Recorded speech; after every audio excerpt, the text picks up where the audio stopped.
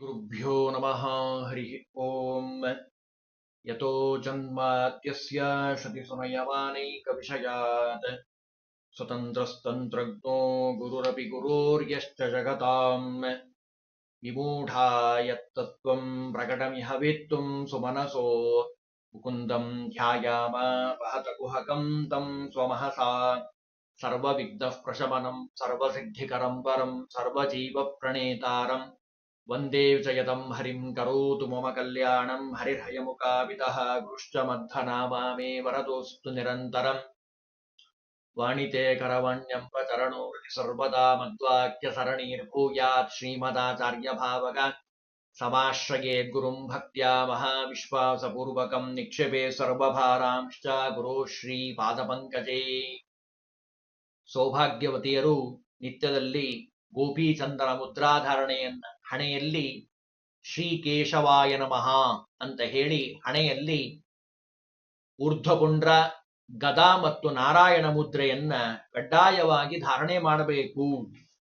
ಅದರಲ್ಲೂ ಜಗನ್ನಾಥದಾಸರು ಹರಿಕಥಾಮೃತ ಸಾರದಲ್ಲಿ ಹೇಳ್ತಾರೆ, ಕೇಶವಾದಿ ಸುಮೂರ್ತಿ ದ್ವಾದಶ ಮಾಸ ಪುಂಡ್ರಗಳಲ್ಲಿ ವೇದವ್ಯಾಸ ಅನಿರುದ್ಧಾದಿ ರೂಪಗಳಾರು ಋತುಗಳಲ್ಲಿ ವಾಸವಾಗಿಹವೆಂದು ತ್ರಿಂಶತಿ ವಾಸರದಿ ಸತ್ಕರ್ಮ ಧರ್ಮ ನಿರಾಶೆಯಿಂದಲೇ ಮಾಡು ಕರುಣವ ಬೇಡುಕೊಂಡಾಡು. ಪುರುಷರು ಮತ್ತು ಸ್ತ್ರೀಯರು ಕಡ್ಡಾಯವಾಗಿ ಗೋಪೀಚಂದನ ಮುದ್ರಾಧಾರಣೆಯನ್ನು ಮಾಡಬೇಕು. ನಾವಷ್ಟೇ ಮಾಡೋದಲ್ಲ, ದಾಸರಾಯರು ಬಹಳ ಸುಂದರವಾಗಿ ನಮಗೆ ತಿಳಿಸ್ಕೊಟ್ಟಿದ್ದಾರೆ. ದೇವತಾ ಸ್ತ್ರೀಯರು ಶಚಿಯೇ ಮೊದಲಾದ ನಿರ್ಜರರ ಹೆಂಡಿರು ಪುಂಡ್ರ ಶುಚಿ ಮನದಿ ಧರಿಸಿ ಸ್ವಪತಿಗಳಾಹಿತ ಅಚಲಿತ ಸುಮಂಗಲ್ಯ ಎಯ್ದೆ ಸ್ಥಳದಲ್ಲಿ ಮುಚುಕುಂದ ವರದನಾರಾಧಿಸುವರು. ಶಚೀದೇವಿಯೇ ಮೊದಲಾದ ಎಲ್ಲ ದೇವತಾ ಸ್ತ್ರೀಯರು ಗೋಪೀಚಂದನವನ್ನ ನಿತ್ಯದಲ್ಲಿ ಧಾರಣೆ ಮಾಡ್ತಾರೆ. ಯಾಕೆ? ಪತಿಯ ಪ್ರೀತಿ ನಮಗಾಗ್ಲಿ, ಪತಿಯ ಆಯುಷ್ಯ ಅಭಿವೃದ್ಧಿಯಾಗ್ಲಿ, ಭಗವಂತನ ಅನುಗ್ರಹ ಆಗ್ಲಿ. ಊರ್ಧ್ವಪುಂಡ್ರವನ್ನ ತಪ್ಪದೇ ಧಾರಣೆ ಮಾಡಬೇಕು ಸ್ತ್ರೀಯರಾಗಿರುವಂತವ್ರು ಅಂತ ಹೇಳ್ತಾರೆ. ಇನ್ನು ಧಾರಣೆ ಮಾಡೋ ಸಂದರ್ಭದಲ್ಲಿ ಒಂದೆರಡು ನಿಯಮಗಳನ್ನು ಹೇಳ್ತಾರೆ. ಊರ್ಧ್ವಪುಂಡ್ರವನ್ನ ಧಾರಣೆ ಮಾಡಬೇಕು. ಅದಕ್ಕೆ ವಿಹಿತವಾದದ್ದು ಶಾಸ್ತ್ರ ಹೇಳಿರುವಂಥದ್ದು ಮೃತ್ತಿಕೆಗಳಲ್ಲೇ ಅತ್ಯಂತ ಶ್ರೇಷ್ಠವಾಗಿರುವಂಥದ್ದು ಗೋಪೀಚಂದನ. ಪುಂಡ್ರಂ ಸಮೃತ್ತಿಕಾಂ ತ್ಯಕ್ತ್ವಾ ಅನ್ಯದ್ರವ್ಯೇಣ ಧಾರಣ ಸುವಾಸಿನ್ಯಾ ಮುಖಂ ದೃಷ್ಟ್ವಾ ಆದಿತ್ಯಾಮವಲೋಕಯೇ. ಅರ್ಥ ಬಹಳ ಸುಂದರವಾಗಿದೆ. ಗೋಪೀಚಂದನ ಧಾರಣೆ ಮಾಡದೆ ಅವರ ಮುಖವನ್ನು ನೋಡಬಾರದು ಅಂತಾರೆ. ಅಷ್ಟು ಅದಕ್ಕೆ ಅವಶ್ಯಕತೆ ಕಡ್ಡಾಯವಾಗಿರುವಂಥದ್ದು. ಗೋಪೀಚಂದನ ಇಲ್ಲ, ಸದಾಚಾರ ಸ್ಮೃತಿಗೆ ವ್ಯಾಖ್ಯಾನ ಮಾಡುವಂತಹ ಸಂದರ್ಭದಲ್ಲಿ ಒಬ್ರು ಪ್ರಶ್ನೆ ಮಾಡಿಕೊಂಡು ಅದಕ್ಕೆ ಉತ್ತರವನ್ನ ಹೇಳ್ತಾರೆ. ಗೋಪೀಚಂದನ ಸಿಗ್ತಾ ಇಲ್ಲಪ್ಪ, ಈಗ ನಮ್ಮ ಪುಣ್ಯದ ಪ್ರಭಾವ ಜಾಸ್ತಿಯಾಗಿ ಗೋಪೀಚಂದನ ಖಾಲಿಯಾಗಿದೆ ಅಂತ ಅನ್ಕೋಣ ಒಂದು ಪಕ್ಷ. ಆ ಸಂದರ್ಭದಲ್ಲಿ ಶ್ರೀರಂಗ, ಶ್ರೀಕೂರ್ಮ, ಸಿಂಹಾದ್ರಿ, ಪ್ರಯಾಗ, ಶ್ರೀಮೃಷ್ಣ ಈ ಮೊದಲಾದ ವಿಷ್ಣು ಕ್ಷೇತ್ರಗಳಲ್ಲಿರುವಂತಹ ಆ ಮಣ್ಣನ್ನ ತೆಗೆದುಕೊಂಡು ಬಂದು ಶುದ್ಧವಾದ ಮೃತ್ತಿಕೆಯನ್ನ ನಾವು ಮಾಡಿ ಧಾರಣೆ ಮಾಡಬೇಕೇ ಹೊರತು ಯಾವುದೇ ಕಾರಣಕ್ಕೂ ಊರ್ಧ್ವಪುಂಡ್ರ ಧಾರಣೆ ಇಲ್ಲದೆ ಇರೋತಕ್ಕದ್ದಲ್ಲ. ಅಷ್ಟು ಕಡ್ಡಾಯವಾಗಿ ಹೇಳಿದ್ದಾರೆ. ಹಾಗಾಗಿ ಊರ್ಧ್ವಪುಂಡ್ರವನ್ನ ಸಚ್ಛಿದ್ರವಾಗಿ ಧರಿಸಬೇಕು ಅಂತ ಹೇಳಿ, ಅಂದ್ರೆ ತಿಳಿಯುವಂಥದ್ದು ಎಲ್ರಿಗೂ ಗೊತ್ತಿರುವಂಥದ್ದೇ ವಿಷಯ. ಹಾಗಾಗಿ ಹೇಳ್ತಾರೆ, ಊರ್ಧ್ವಪುಂಡ್ರವನ್ನ ಧಾರಣೆ ಮಾಡಬೇಕು. ಮಾಡೋ ಸಂದರ್ಭದಲ್ಲಿ ಮನಸ್ಸಿನಲ್ಲಿ ಅನುಸಂಧಾನ ಬರಬೇಕು, ಇದು ಶ್ರೀಕೃಷ್ಣ ಪರಮಾತ್ಮನ ಮನೆ ಇದು ಅಂತ ಅನುಸಂಧಾನ ಬರಬೇಕು. ಸಾಂತರ ಊರ್ಧ್ವಪುಂಡ್ರಸ್ಯ ಮಧ್ಯೆ ಕೃಷ್ಣಸ್ಯ ಧಾಮನಿ. ಭಗವಂತ ಕೃಷ್ಣ ಪರಮಾತ್ಮ ಈ ಮನೆಯಲ್ಲಿ ನೆಲೆಸಿದ್ದಾನೆ. ಈ ಶರೀರವೇ ಒಂದು ಮನೆ, ಇಲ್ಲಿ ಭಗವಂತ ನೆಲೆಸಿದ್ದಾನೆ ಅಂತ ಚಿಂತನೆ ಮಾಡಬೇಕು. ಅದಾದ ಮೇಲೆ ಹರಿದ್ರಾ ಸಾರ ಸಂಭೂತಂ ಸ್ತ್ರೀ ಚ ಚೂರ್ಣಂ ಪ್ರಧಾರಯೇತ್. ಅದಾದ ಮೇಲೆ ಆ ಊರ್ಧ್ವಪುಂಡ್ರದ ಮೇಲೆ ಮುಖ್ಯವಾಗಿ ಗದೆಯನ್ನ, ನಾರಾಯಣ ಮುದ್ರೆಯನ್ನ ಧಾರಣೆ ಮಾಡಬೇಕು. ಜೊತೆಗೆ ಕುಂಕುಮವನ್ನ ಧಾರಣೆ ಮಾಡಬೇಕು. ರಮಾದೇವಿಯ ಸನ್ನಿಧಾನ, ಕುಂಕುಮದ ಬದಲಾಗಿ ಬೇರೆ ಏನನ್ನೂ ಧಾರಣೆ ಮಾಡಬಾರದು. ಏನೇನೋ ಹೇಳ್ತಾರೆ, ಸ್ಟಿಕ್ಕರು ಅಂತೆಲ್ಲ ಹೇಳ್ತಾರೆ, ಅವನ್ನೆಲ್ಲ ಧಾರಣೆ ಮಾಡಬಾರದು ಅಂತಾರೆ. ಆರೋಗ್ಯ ದೃಷ್ಟಿಯಿಂದನೂ ಒಳ್ಳೇದಲ್ಲ. ಮುಖ್ಯವಾಗಿ ಶಾಸ್ತ್ರ ಹೇಳಿರುವಂಥದ್ದು ಅತ್ಯಂತ ಅವಶ್ಯಕ. ಗೋಪೀಚಂದನ ಮುದ್ರಾಧಾರಣೆ ಜೊತೆಗೆ ಕುಂಕುಮದ ಧಾರಣೆ. ಕುಂಕುಮವನ್ನು ಧಾರಣೆ ಮಾಡಬೇಕಾದ್ರೆ ಈ ಶ್ಲೋಕವನ್ನ ಹೇಳಬೇಕು. ಬಹಳ ಜನ ಹೇಳ್ತಿರಬಹುದು, ಗೊತ್ತಿಲ್ಲದವರು ಇದನ್ನು ತಿಳ್ಕೊಂಡು ಹೇಳಬೇಕು. ರಮಾಂ ಅಪರ್ಣಾಂ ಗಾಯತ್ರೀಂ ಸಾವಿತ್ರೀಂ ಅಪ್ಯರುಂಧತೀಂ ಸೌಭಾಗ್ಯಾಯ ನಮಸ್ಕೃತ್ಯಾಯ ಕುಂಕುಮಂ ಧಾರಯಾಮ್ಯಹಂ ಅಂತ ಹೇಳಿ ಈ ಶ್ಲೋಕವನ್ನ ಹೇಳ್ತಾ ಆ ಕುಂಕುಮವನ್ನು ಧಾರಣೆ ಮಾಡಬೇಕು. ಕುಂಕುಮ ಯಾಕಷ್ಟು ಕಡ್ಡಾಯ ಅಂತ ಕೇಳಿದ್ರೆ, ಕುಂಕುಮ ಹೇಗೆ ಮಾಡ್ತಾರೆ ಅಂತ ಗೊತ್ತಾದ್ರೆ ನಮಗೆ ಅದರ ಮಹತ್ವ ಗೊತ್ತಾಗತ್ತೆ. ಕುಂಕುಮ ಇದೆ ಅಲ್ಲ, ಅದನ್ನ ಅರಿಶಿಣದ ಬೇರು ಮತ್ತು ಸುಣ್ಣ, ಅರಿಶಿಣ ಅದನ್ನ ಚೆನ್ನಾಗಿ ಮಾಡಿ ಚೆನ್ನಾಗಿ ಕುದಿಸ್ತಾರೆ. ಆಮೇಲೆ ಸುಣ್ಣವನ್ನ ಹಾಕಿದಾಗ ಅದು ಶುದ್ಧವಾದ ಆರೋಗ್ಯಕರವಾಗಿರುವಂತಹ ಆ ಕುಂಕುಮ ತಯಾರಾಗುವಂಥದ್ದು. ಅದು ರೋಗ ನಿರೋಧಕ ಶಕ್ತಿಯನ್ನ ಹೆಚ್ಚಿಸುವಂಥದ್ದು. ವೈದ್ಯ ಲೋಕದಲ್ಲಿ ಒಂದು ಮಾತಿದೆ, ನಾನು ಹಿರಿಯರಿಂದ ಕೇಳಿರುವಂಥದ್ದು. ನಮ್ಮ ಏನು ತಲೆ ಬುರುಡೆ ಅಂತ ನಾವೇನು ಹೇಳ್ತೀವಲ್ಲ, ಆ ತಲೆ ಬುರುಡೆಯ ಭಾಗದಲ್ಲಿ ಒಳಗಡೆ ಖಾಲಿ ಜಾಗ ಇದೆ, ಮೇಲ್ಗಡೆ ಚರ್ಮದ ಹೊದಿಕೆ ಇದೆ, ನಮಗೆ ಗೊತ್ತಿಲ್ಲ. ಈ ಏನು ಕುಂಕುಮವನ್ನ ಹಚ್ಚುವಂತಹ ಜಾಗ ಇದೆ ಅಲ್ಲ, ಆ ಕುಂಕುಮವನ್ನ ಹಚ್ಚೋದ್ರಿಂದ ಅದು ರೋಗ ನಿರೋಧಕ ಶಕ್ತಿಯನ್ನ ಹೆಚ್ಚಿಸುವಂಥದ್ದು. ಯಾವ ರೋಗಾದಿಗಳು ಬರದಂತೆ ನಮ್ಮನ್ನ ರಕ್ಷಣೆ ಮಾಡ್ತದೆ. ಅಕ್ಷಂತಿಯನ್ನ ಹಚ್ಚಿದ್ದೀವಿ, ಅಂಗಾರವನ್ನ ಹಚ್ಚಿದ್ದೀವಿ. ಆ ಅಕ್ಷಂತಿ ಮಾಡೋದಾದ್ರೂ ಆ ಅರಿಶಿಣ ಕೊಂಬದಿಂದನೇ ಮಾಡುವಂಥದ್ದು, ಎಲ್ರಿಗೂ ಗೊತ್ತಿರುವಂತಹ ವಿಷಯ. ಅಂದ್ರೆ ಪುರುಷರು ಧಾರಣೆ ಮಾಡಬೇಕು ಅರಿಶಿಣ. ಅದೇ ರೀತಿ ಸ್ತ್ರೀಯರಿಗೂ ಶಾಸ್ತ್ರದಲ್ಲಿ ಹೇಳಿರುವಂಥದ್ದು. ಕುಂಕುಮವನ್ನ ಗಂಡನ ಕೈಯಲ್ಲಿ ಕೊಟ್ಟು ಆ ಶ್ರೀ ಸೂಕ್ತದಿಂದ, ಶ್ರೀಶ ಗುಣದರ್ಪಣದಿಂದ, ವಿಶೇಷವಾಗಿ ದುರ್ಗಾದೇವಿಯ ಮಂತ್ರವನ್ನ ಹೇಳಿ ಅಭಿಮಂತ್ರಣ ಮಾಡಿ ಅವರ ಕೈಯಿಂದ ಸ್ವೀಕಾರ ಮಾಡಿ ಧಾರಣೆ ಮಾಡಬೇಕು. ಅದು ಅತ್ಯಂತ ಅವಶ್ಯಕವಾಗಿರುವಂಥದ್ದು. ಕುಂಕುಮ ದೇವರಿಗೆ ಸಮರ್ಪಣೆಯನ್ನ ಮಾಡಿ ಧಾರಣೆ ಮಾಡುವಂಥದ್ದು. ಲಲಾಟ ದೇಶೇ ಚೋರ್ಧ್ವಪುಂಡ್ರಾಂ ಗದಾಚ ಸ ಕುಂಕುಮಂ ಪ್ರವಿಹಾಯೈವ ಯುಯಂ ಶ್ಲೋಕದಲ್ಲೆಲ್ಲ ಹೇಳ್ತಾರೆ. ಗರುಡ ಪುರಾಣ ಬ್ರಹ್ಮಕಾಂಡದಲ್ಲಿ ಬರುವಂಥದ್ದು. ಹಣೆಯ ಮೇಲೆ ಊರ್ಧ್ವಪುಂಡ್ರ, ಅಲ್ಲಿ ಗದಾ ಮುದ್ರೆ, ಅದರ ಮೇಲೆ ಕುಂಕುಮವನ್ನ ಸ್ತ್ರೀಯರು ಧಾರಣೆ ಮಾಡಬೇಕಪ್ಪ. ಇದರಿಂದ ಅವಳು ಎಲ್ಲ ಪಾಪಗಳಿಂದ ಬಿಡುಗಡೆ ಹೊಂತಾಳೆ. ಎಲ್ಲ ಪುಣ್ಯಗಳು ಅವಳ ಹತ್ರ ಬರ್ತಾ ಇದೆ. ಪ್ರಾಣೇಶದಾಸರಂತೂ ತಮ್ಮ ಸುಳಾದಿಯಲ್ಲಿ ಹೇಳ್ತಾರೆ. ಹಾಗಾಗಿ ಅವಶ್ಯವಾಗಿ ಸ್ತ್ರೀಯಾದಂಥವಳು ಅದನ್ನ ಕುಂಕುಮವನ್ನ ಧಾರಣೆ ಮಾಡಬೇಕಪ್ಪ ಅಂತ ಹೇಳ್ತಾ, ಕುಂಕುಮ ಇಲ್ಲದೆ ಇರೋ ಹಾಗಿಲ್ಲ. ನಿತ್ಯದಲ್ಲಿ ಕುಂಕುಮ ಧಾರಣೆ ಮಾಡಬೇಕು, ಅದು ಕಡ್ಡಾಯ. ಇದಾದ ಮೇಲೆ ತುಳಸಿ ಪೂಜೆಯನ್ನ ಮಾಡಬೇಕು, ಅದು ನಿತ್ಯದಲ್ಲಿ ಮಾಡುವಂತಹ ಕರ್ತವ್ಯ. ತುಳಸಿ ಬಗ್ಗೆ ಬೇಕಾದಷ್ಟು ಹರಿದಾಸರು ಪದ್ಯಗಳನ್ನ ಮಾಡಿದ್ದಾರೆ. ಸುಳಾದಿಗಳಿದೆ, ಉಗಾಭೋಗಗಳಿದ್ದಾವೆ. ಯಸ್ಯಾ ದೇವಾ ಸ್ತುಲಾ ನಾಸ್ತಿ ವಿಶ್ವೇಶು ನಿಖಿಲೇಶು ಚ ತುಳಸಿ ತೇನ ವಿಖ್ಯಾತ. ಬ್ರಹ್ಮ ವೈವರ್ತ ಪುರಾಣ ಹೇಳ್ತಾ ಇದೆ. ತುಲನೆ ಮಾಡ್ಲಿಕ್ಕೆ ಆಗದೇ ಇರುವಂತಹ ಸಸಿ ಅದು. ಅಂತಹ ಎತ್ತರದ ಸ್ಥಾನದಲ್ಲಿ ಆ ಭಗವಂತ ಅವಳನ್ನು ಇಟ್ಟಿರುವಂಥದ್ದು. ತುಳಸಿ ಇಲ್ಲದೆ ದೇವರ ಪೂಜೆಯನ್ನು ಮಾಡೋ ಹಾಗಿಲ್ಲ. ವಲ್ಲನೋ ಹರಿ ಕೊಳ್ಳನೋ ತುಳಸಿ ಇಲ್ಲದ ಪೂಜೆ ಅಂತಾರೆ ದಾಸರಾಯರು. ಹಾಗಾಗಿ ತುಲಾಂ ಸ್ಯತಿ ನಿವಾರಯತೀತಿ ತುಳಸಿ.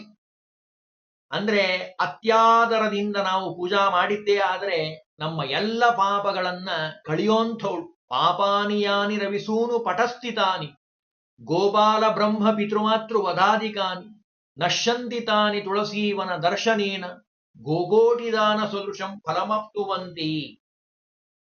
ಗೋಕೋಟಿ ದಾನ ಮಾಡಿದ ಫಲ ಬರ್ತಾ ಇದೆ ಆ ತುಳಸಿಯನ್ನ ದರ್ಶನ ಮಾಡೋದ್ರಿಂದ. ಸ್ತ್ರೀಯರಿಗೆ ಪೂಜಾ ಮಾಡ್ರಿ ಅಂತಾನೆ ಹೇಳ್ಬಿಟ್ಟಿದ್ದಾರೆ.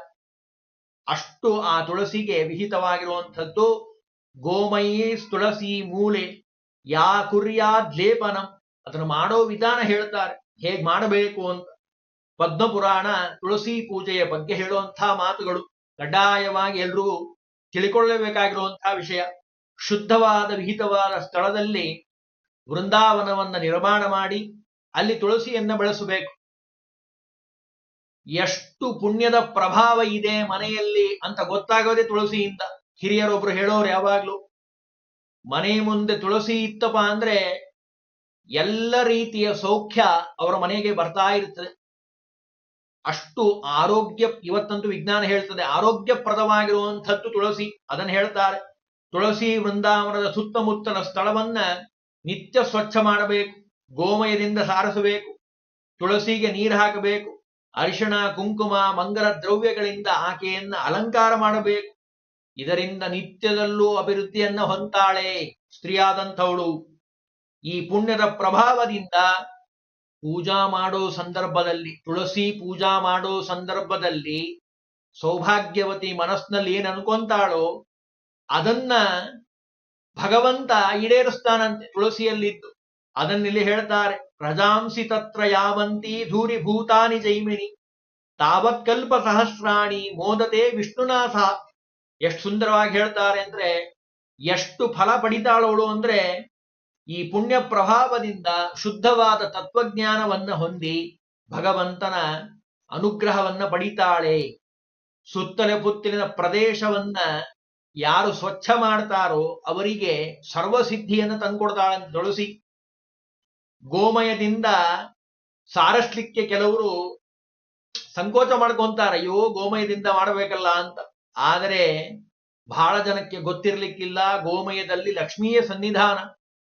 ಗೋಮಯದಿಂದ ಯಾರು ಸಾರಿಸ್ತಾರೋ, ಮನೆಯನ್ನ ಶುದ್ಧವಾಗಿ ಇಟ್ಕೊಂತಾರೋ, ಲಕ್ಷ್ಮೀ ದೇವಿ ಅವ್ರ ಮನೆಯಲ್ಲಿ ಬಂದು ವಾಸ ಮಾಡ್ತಾಳೆ. ಗೋಮಯೇ, ನನ್ನ ಮಾತಲ್ಲ, ಓದ್ಬಿಡ್ತೀನಿ ಶ್ಲೋಕ. ಗೋಮಯೇ ವಸತೆ ಲಕ್ಷ್ಮೀ ಗೋಮೂತ್ರೇ ಸರ್ವಮಂಗಳ. ಗೋಮೂತ್ರದಲ್ಲಿ ಗಂಗಾದೇವಿಯ ಸನ್ನಿಧಾನ, ಜೊತೆಗೆ ಗೋಮಯದಲ್ಲಿ ಲಕ್ಷ್ಮೀದೇವಿಯ ಸನ್ನಿಧಾನ.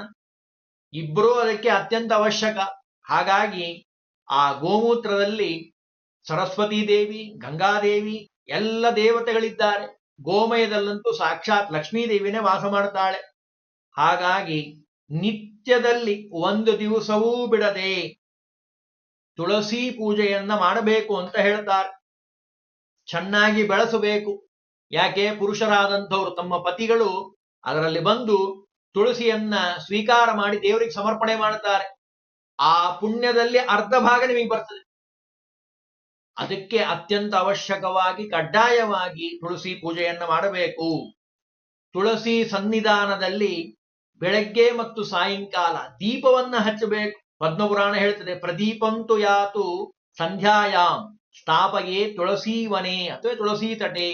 ತುಳಸಿ ವನದಲ್ಲಿ ದೀಪವನ್ನ ಹಚ್ಚಬೇಕಂತ. ಬಹಳ ಭಗವಂತನಿಗೆ ಪ್ರೀತಿಕರವಾದ ವಿಷಯ ಇದು. ಸಯಾತಿ ಮಂದಿರಂ ವಿಷ್ಣು ಕುಲಕೋಟಿ ಸಮನ್ವಿತ. ಎಷ್ಟೋ ಜನಕ್ಕೆ ಈ ವಿಷಯ ಗೊತ್ತಿಲ್ಲ. ದೀಪವನ್ನ ಆ ತುಳಸಿ ಮುಂದೆ ಹಚ್ಚೋದ್ರಿಂದ ಒಳ್ಳೆಯ ಸೌಭಾಗ್ಯವನ್ನ, ಸಂತತಿಯನ್ನ ಕೊಡ್ತಾಳೆ ತುಳಸಿ. ತುಳಸಿಯನ್ನ ಸಾಯಂಕಾಲದ ಹೊತ್ತಿನಲ್ಲಿ ದೀಪವನ್ನ ಹಚ್ಚಿ, ಹಳ್ಳಿಯಲ್ಲೂ ಇವತ್ತಿದೆ, ಏನು ಸಾಯಂಕಾಲ ದೀಪವನ್ನ ಹಚ್ತಾರೆ ತುಳಸಿ ಮುಂದೆ. ಹಚ್ಚಿ ದೇವರಿಗೆ ನಮಸ್ಕಾರ, ತುಳಸಿಗೆ ನಮಸ್ಕಾರ, ಎಲ್ಲ ಹಿರಿಯರಿಗೆ ನಮಸ್ಕಾರ. ಇವತ್ತೆಷ್ಟೆಲ್ಲ ಪದ್ಧತಿಗಳು ಲುಪ್ತವಾಗಿ ಹೋಗ್ತಾ ಇದ್ದಾವೆ. ಯಾಕೆ? ನಮ್ಮ ಕಲಿಯುಗದ ಪ್ರಭಾವ. ಅದಕ್ಕೆ ಹೇಳ್ತಾರೆ, ಯಾರ ಮನೆಯಲ್ಲಿ ತುಳಸಿ ಮುಂದೆ, ವೃಂದಾವನ ಮುಂದೆ ದೀಪವನ್ನ ಹಚ್ತಾರೋ ಅವರಿಗೆ ಎಲ್ಲ ರೀತಿಯ ಸೌಖ್ಯವನ್ನ ಭಗವಂತ ಕೊಡ್ತಾನೆ. ಪತಿ ಪತ್ನಿಯರ ದಾಂಪತ್ಯ ಸುಖ ಅದು ಸುಖವಾಗಿ ಶಾಶ್ವತವಾಗಿರ್ತದೆ. ಆ ರೀತಿ ಆ ತುಳಸಿ ದೇವಿ ದಾಮೋದರ, ಕಾರ್ತೀಕ ದಾಮೋದರ ವಿಶೇಷವಾಗಿ ಅನುಗ್ರಹವನ್ನು ಮಾಡ್ತಾನೆ. ಅಗ್ನಿಯ ಆರಾಧನೆಯಲ್ಲ ಒಂದು ವಿಧ ಅದು. ದೀಪವನ್ನ ವಿಶೇಷವಾಗಿ ಅಲ್ಲಿ ಆರಾಧನೆಯನ್ನು ಮಾಡಬೇಕು, ಹಚ್ಚಬೇಕು ಅಂತ ಹೇಳ್ತಾರೆ.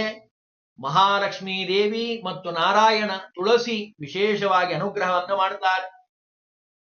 ಇನ್ನು ದೀಪ ಅಂತೇನಿದೆ ಅಲ್ಲ, ಅದಕ್ಕೊಂದೆರಡು ಮಹತ್ವ ಹೇಳ್ತಾರೆ. ದೀಪ ಅಂತ ಅಂದು ಕೂಡಲೇ ಇವೆಲ್ಲ ತಿಳ್ಕೊಂಡಿರ್ಬೇಕು. ಲಭ್ಯತೆ ಯಸ್ಯ ತಾಪಸ್ತು ದೀಪಸ್ಯ ಚತುರಂಗತ ನಸದೀಪ ಇತಿ ಖ್ಯಾತೋ ಹ್ಯಗೋವನ್ನಿಸ್ತು ನ ಶ್ರುತಃ. ಎಷ್ಟು ಸುಂದರವಾಗಿ ಹೇಳ್ತಾರೆ ನೋಡಿ. ದೀಪ ಅಂತಂತಾರಲ್ಲ, ದೀಪವನ್ನ ಹಚ್ಚಿದಾಗ ಅದರ ತಾಪ 4 ಅಂಗುಲಕ್ಕಿಂತ ಮೀರಿರಬಾರದು. ಅದಕ್ಕೆ ಶಾಸ್ತ್ರ ದೀಪ ಅಂತ ವ್ಯವಹಾರ ಮಾಡೋದಿಲ್ಲ, ಓಘವನ್ನಿ ಅಂತ ಕರೀತಾರೆ. ಅಂದ್ರೆ ಹಿರಿಯರು ತಮ್ಮ ಕೈಯನ್ನ ಹಿಡಿದು ಅದರ ತಾಪವನ್ನ ಗುರುತಿಸಿ ದೀಪವನ್ನ ಹಚ್ತಾರೆ. ಅಂದ್ರೆ ಅಷ್ಟು ಶುದ್ಧವಾಗಿರಬೇಕು, ಮುತ್ತಿದ್ದ ಹಾಗಿರಬೇಕು. ದೀಪ ಹಚ್ಚುವಂಥದ್ದು ಅಂದ್ರೆ ದೇವರ ಮುಂದೆ ಹಚ್ಚೋ ದೀಪ ಅಷ್ಟು ಸುಂದರವಾಗಿರಬೇಕು. ದೊಡ್ಡದಾಗಿ ಉರಿ ಬರೋ ಹಾಗೆ ಹಚ್ಚೋದಲ್ಲ, ಮುತ್ತಿದ್ದ ಹಾಗಿರ್ಬೇಕು, ಅಷ್ಟು ಹೊಳಿತಾ ಇರಬೇಕು. ದೀಪವನ್ನು ಸ್ವಚ್ಛವಾಗಿ ಹಚ್ಚಬೇಕು. ಅದನ್ನ ಇಲ್ಲಿ ಹೇಳ್ತಾರೆ ನೋಡಿ ಮಾತಲ್ಲಿ, ನೇತ್ರಾಹ್ಲಾದಕರಂ, ಕಣ್ಣಿಗೆ ಸಂತೋಷ ಆಗ್ಬೇಕು ದೀಪ ಹಚ್ಚಿದ್ದನ್ನು ನೋಡಿ. ದೂರ ತಾಪ ವಿವರ್ಜಿತ, ತಾಪ ಬರೋ ಅದ್ರ ಹತ್ರ ನಿಂತುಕೊಂಡ್ರೆ ಶಾಖ ಬಡದು ತಾಪ ಬರೋ ಹಾಗಿರಬಾರ್ದು. ಶಾಂತವಾದ ಜ್ವಾಲೆಯಿಂದ ಕೂಡಿರಬೇಕು. ಶಬ್ದ ಬರಬಾರದು, ಹೊಗೆ ಇರಬಾರದು. ಅತಿ ಲೋಭತನದಿಂದ ಎಣ್ಣೆ ಖರ್ಚಾಗಬಾರದು ಅಂತ ಹೇಳಿ ಸಣ್ಣದಾಗಿರಬಾರದು. ಇಷ್ಟೆಲ್ಲಾ ನಿಯಮಗಳನ್ನ ಇಟ್ಟುಕೊಂಡು ಯಾರು ದೀಪ ಹಚ್ತಾರೋ ಪ್ರದೀಪ ಅವ್ರಿಗೇನಾಗತ್ತೆ, ಶ್ರೀ ವಿವೃದ್ಧಯೇ, ಒಳ್ಳೆಯ ಸಂಪತ್ತು ಅವರ ಮನೆಯಲ್ಲಿ ಅಭಿವೃದ್ಧಿ ಆಗತ್ತೆ. ಎಷ್ಟೋ ಜನ ಅಂತಾರ, ಪಾಪ ಆಚಾರ್ಯರೇ ನಾವಿಷ್ಟೆಲ್ಲ ಮಾಡಿದ್ದೀವಿ, ಕಷ್ಟಪಟ್ಟಿದ್ದೀವಿ, ಆದ್ರೂ ಯಾಕೋ ಹಣ ನಮ್ಮ ಕೈಯಲ್ಲಿ ನಿಲ್ಲೋದಿಲ್ಲ. ಇವೆಲ್ಲ ನಾವು ಮಾಡುವಂತಹ ಸಣ್ಣ ಸಣ್ಣ ದೋಷಗಳು, ಇವನ್ನೆಲ್ಲ ತಿದ್ದುಕೊಳ್ಳಬೇಕು. ಚೆನ್ನಾಗಿ ದೀಪವನ್ನ ಸ್ವಚ್ಛವಾಗಿ ತೊಳೆದು ಪಾತ್ರೆಯಲ್ಲಿ ಆ ದೀಪವನ್ನು ಹಚ್ಚಬೇಕಪ್ಪ. ದೀಪ ಶಬ್ದದ ಅರ್ಥನೇ ಅದು ಹೇಳ್ತಾ ಇದೆ.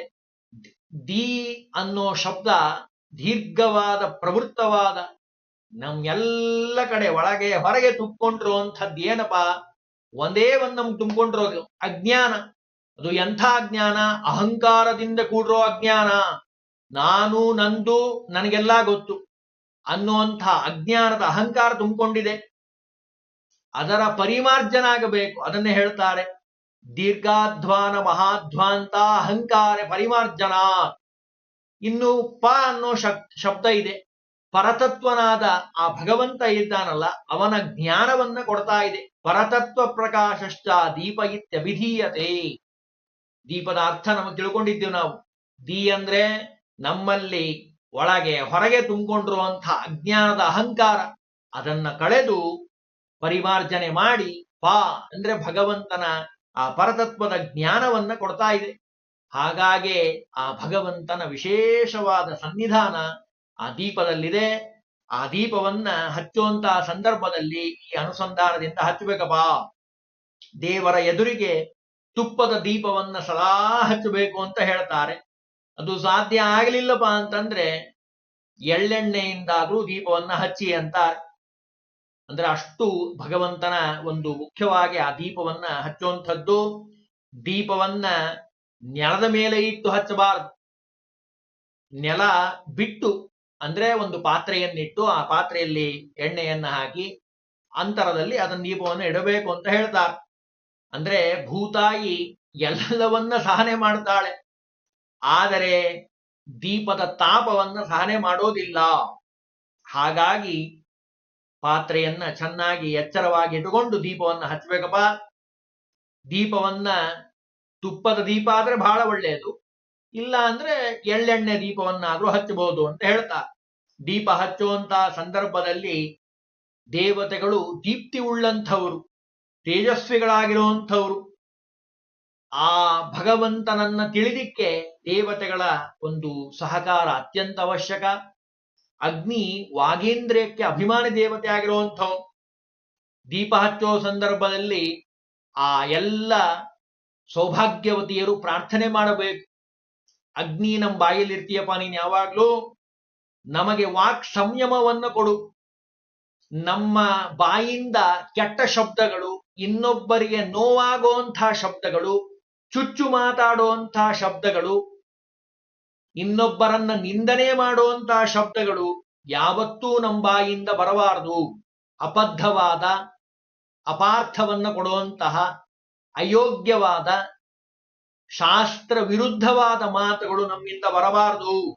ಅದಕ್ಕೆ ಹೇ ಅಗ್ನಿ, ದೀಪ ಹಚ್ಚೋ ಕೇಳಬೇಕು, ಹಿತವಾಗಿ ಮಿತವಾಗಿ ಶಾಸ್ತ್ರಬದ್ಧವಾಗಿ ಎಲ್ಲರಿಗೆ ಕೇಳಿದುಕೊಳ್ಳೆ ನಾನು ಮಾಡಬೇಕಪ್ಪ ಇವ್ರು ಹೇಳಿದ್ದನ್ನ ಅನ್ನೋ ಹಾಗೆ ನಮ್ಮ ಬಾಯಿಂದ ಮಾತು ಬರಲಿ ಅನ್ನೋ ಹಾಗೆ ಆ ಅಗ್ನಿಯಲ್ಲಿ ಪ್ರಾರ್ಥನೆ ಮಾಡಿ ದೀಪವನ್ನ ಹಚ್ಚಬೇಕಪ್ಪ. ಯಾ ಸ್ತ್ರೀ ಪತಿವ್ರತ ಲೋಕೆ ಗ್ರಹಂ ದೀಪೈಸ್ತು ಪೂಜೆಗೆ ದೀಪ ಪ್ರದಕ್ಷಿಣಂ ಕುರ್ಯಾತ್. ಸಾಭವೇತ್, ಎಷ್ಟು ಸುಂದರವಾಗಿ ಹೇಳ್ತದೆ ಶಾಸ್ತ್ರ ಅಂದ್ರೆ, ಪತಿವ್ರತೆಯರಾಗಿರುವಂತಹ ಎಲ್ಲಾ ಸ್ತ್ರೀಯರು ದೀಪಾರಾಧನೆಯನ್ನು ಮಾಡಬೇಕು, ಮನೆಯಲ್ಲಿ ದೀಪವನ್ನು ಹಚ್ಚಬೇಕು. ಗ್ರಹದ ಮನೆಯಲ್ಲಿ ಹಚ್ಚೋದ್ರಿಂದ, ನಮಸ್ಕಾರವನ್ನ ಮಾಡೋದ್ರಿಂದ ಅವಳು ದೀರ್ಘವಾಗಿ ಸುಮಂಗಲಿಯಾಗಿರ್ತಾಳೆ ಅಂತ ಹೇಳ್ತಾರೆ. ಇನ್ನು ದೀಪದ ಬಗ್ಗೆ ಬಹಳಷ್ಟು ವಿಷಯಗಳಿದೆ, ಅದನ್ನ ನಾಳನೇ ದಿವಸ ತಿಳಿಯಲಿಕ್ಕೆ ಪ್ರಯತ್ನವನ್ನು ಮಾಡೋಣ.